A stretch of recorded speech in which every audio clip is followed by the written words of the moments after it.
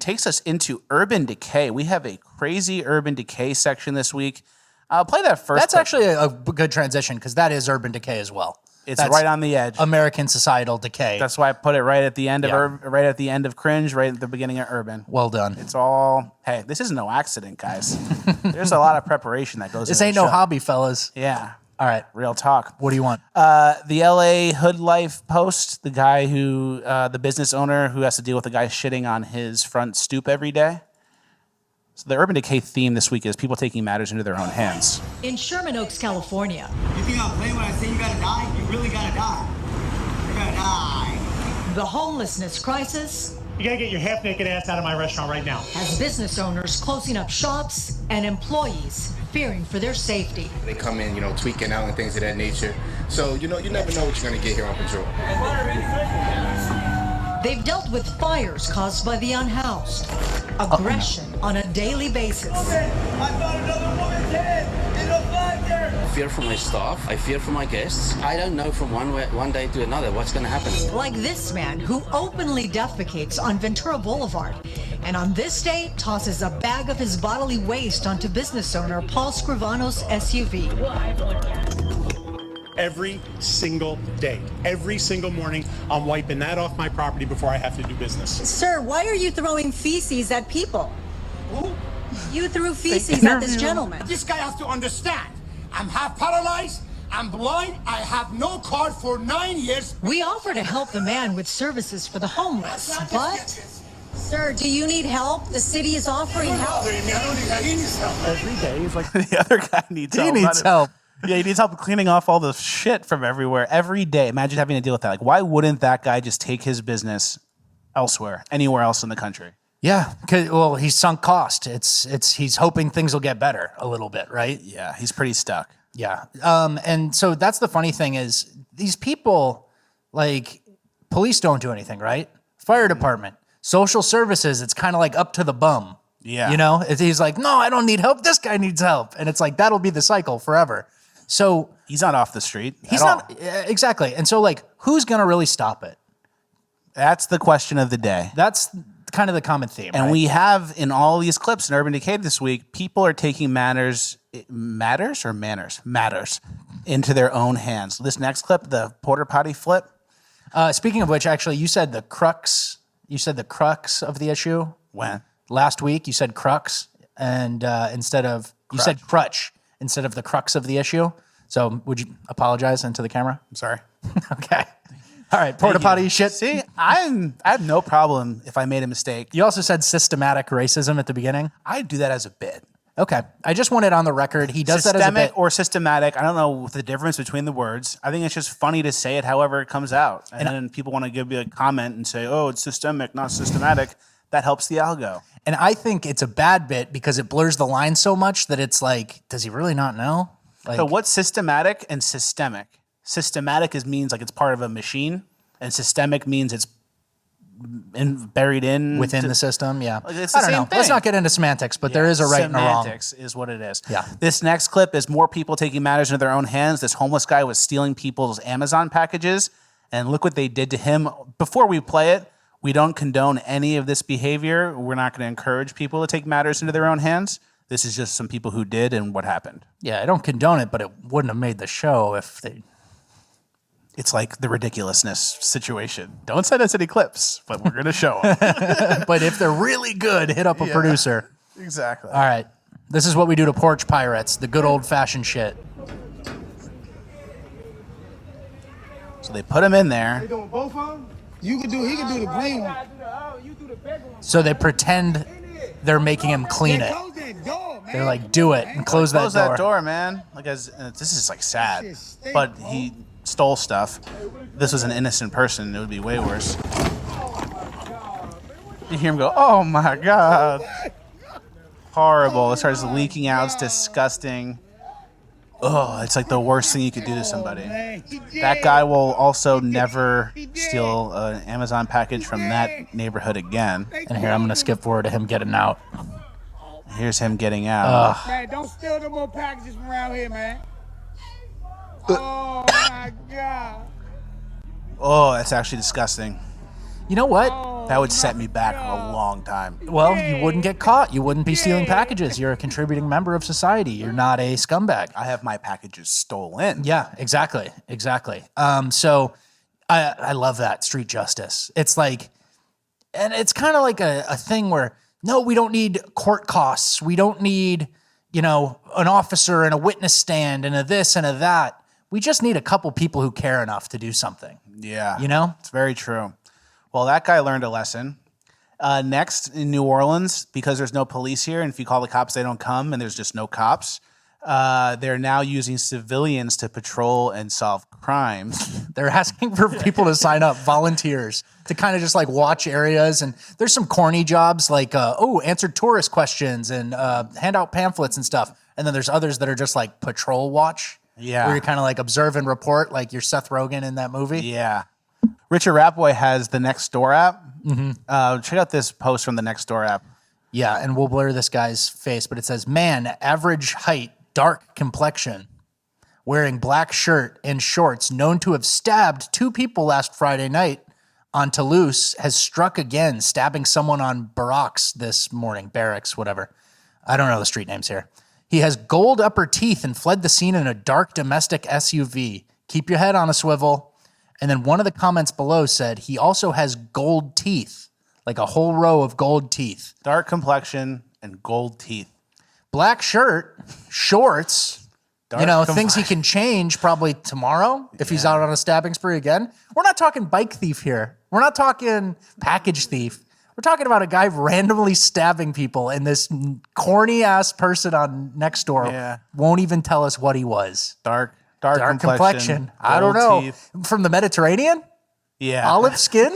Dark complexion? What do you mean by that? Complexion. You talking sub-Saharan here? Yeah, exactly. So that's what it is. You can't really say because you'll get accused of racism. This guy is trying to warn people in his area that there's a stabber out there, and he's known to stab, and he's looking to do it again, and he can't tell you what he looks like. Because you get called racist, and the cops aren't going to help. They don't come. They're hiring us. They're looking for civilians. They're looking for help. So it's up to us, and you won't even tell them a description. So good woke points there, good boy. Very good woke points. It takes us to our next clip and our, second ever interview on the podcast. Yeah. This guy was cleaning up his block. There was someone in front of the 7-Eleven. He lives in Denver. He was cleaning up the block. He was kind of getting who he called the hood rat. We call them street rats. We call them street rats. He called them a hood rat. Ne'er-do-well. Yeah. It's an instigator. That type. The riffraff. Mm-hmm. So this guy was getting one of the homeless guys off the block, and then instead of the police helping or the guy getting in trouble or whatever, a lady on TikTok made a video saying he's racist. Check this out. Today's racist of the day, in my opinion, claims that he's going to get rid of all the black people. The hood rats, as he claims. Hey, dude, and my friends, get the fuck out of here, bro. Oh, this is 7-Eleven? This is my 7-Eleven. My 7-Eleven. It's my 7-Eleven. That's right. I live right here, too. It's Mash 7-Eleven. He lives... You coming out here? You do, and you were chasing that man as he was walking away. You're right. Get that on film. I'm chasing the hood rats off of my block. 7-Eleven. This is not your block. You don't live here. You don't even know the problem. This allegedly happened in Denver, Colorado. So I need you guys to share this, duet this, tag as many people as you can so we can identify who these guys are. So they need to identify the guys who cleaned up the block, not the guys who are causing problems on the block, the homeless people who are aggressive and robbing people. Do you think this guy wants to be cleaning people off of his block? Or do you think he hit a boiling point for some reason? Yeah. You think he's looking for trouble? He probably lives in a $3,000 a month apartment in Denver, downtown Denver. Exactly. And then here's the funny thing is the woman, the professional victim racism claimer, immediately goes to, he's chasing all black people out. And it's like, black people, hood rats. It's like, you made that connection. You have to make and these then leaps. All black people? I don't know. It seemed like just a guy who was causing trouble. Yeah. So the lady called him racist, tried to get the people to dox him, basically, and figure out who he is so they can make him a publicly known racist. We do not stand for that here on the show. So we're going to call that guy on FaceTime right now and get his side of the story. All right. So, Keith, welcome to Fucking Talks, a podcast. Yeah, dude. Tell us about what happened. We saw the video that went viral. But tell us about what happened. Who was that homeless person that you were dealing with, and what was he doing up until that point? So he's one of the local homeless guys. We see him a lot, but at that moment, he had just got kicked out of the 7-Eleven because he was in there, making a ruckus. They try to steal. And I was standing outside. He came out, and immediately, my friend and I are standing there, and he immediately just came out and started harassing us. And, we told him to go, leave, dude, just don't do that here, And the 7-Eleven guys came outside. I won't say their names, but, they kick a lot of these types of homeless guys out all the time, So they came out and, they made him leave, ultimately. Do the cops ever get involved and try to help with this or no? No. I mean, if you call the cops downtown, they're so busy, with 1,000 other calls just like it. Nobody wants to really talk about what's going on with the crime in Denver, but it's kind of out of control, especially downtown. So he was, Yeah. So what were your intentions by trying to get him off the block? What were your hopes by doing that? We kick them off all the time. They hang out, they try to camp. And it's just the mess that they make and the danger that they bring to just average people that just want to walk down the sidewalk and they can't, and we see it literally every day. It never fails. You walk out there, they're setting up, they're doing drugs, they smoke crack or whatever, that's why we call them hood rats. And I got called a racist for saying hood rat, I mean, that's what we call them. We call them street rats, but hood rat and street rat's basically the same thing. It's just, okay. And so by the end of it, we're down at the end of the block and you have to make sure, yell at them, tell them to go, leave, be a fucking man about it, I guess. And stand up, this is a societal change that needs to happen, If we're walking around 100%. tolerating this, then that's what's going to be there. But if we don't tolerate it as a society, then it won't be there. It's not up to the police to come down here and babysit us every day. This is too many people have let it go by, and it's to the point where it's outrageous. They're just doing drugs. They'll pull knives. They'll do everything. They get crazy. They'll expose themselves. So, around the block now, and it's not just me. There's a few of us. There's a guy that looks like he's on Star Wars that walks through the alley with a baton taser, and runs them out of there. It's crazy. But that's kind of what needs to be done. The cops don't do anything. The community is suffering. Who's going to help the community? It's up to the local men who take it seriously and want to see improvements. What was some of the backlash you got after the video went viral? The only backlash is just in the comments of people that feed into that kind of shit. They're seeing a snippet of a video, and suddenly this lady says, the racist, and he wants all the black people, and it's like, it doesn't matter. It doesn't matter what color you are. They're all colors. Stop pulling the race card. Let's talk about the problem. And the problem is homeless people are dangerous, dude. Why do you think that the cops can barely handle them? Because the same exact thing happens to them. They start race baiting them. Or, the women always scream that they're being sexually assaulted by the police that are just doing their job, And so the police, they're more scared than ever, They're going to get called out. And now it's going to be a whole deal, if something happens. And, more and more people on the street are saying less and less. And I don't think that's the approach. And even the video that was shot, I called the gentleman out and her as well. I told her, can you defend yourself against these homeless men? You're a woman. Can you do it? And then that's when she said, she was fucking lit, Oh my God, I'm a woman and I can't defend myself. And I'm like, lady, stop, just stop. And that's essentially at the end of the thing when it kind of diffused. And I was like, it's not even worth it. You know who you're talking to, They're the people that allow it. They live 2 blocks away, they said. And there's a 7-Eleven that's closer to them. And I'll tell you why they're coming down to mine. Because there's no homeless people hanging out outside of it asking you for money. Interesting. Wow. So I'd love for them to show that, you know? Absolutely. Instead, they pretend that the issue is you, the person who's trying to clean up the neighborhood and protect the people who can't protect themselves, women and children, people who aren't capable to defend themselves.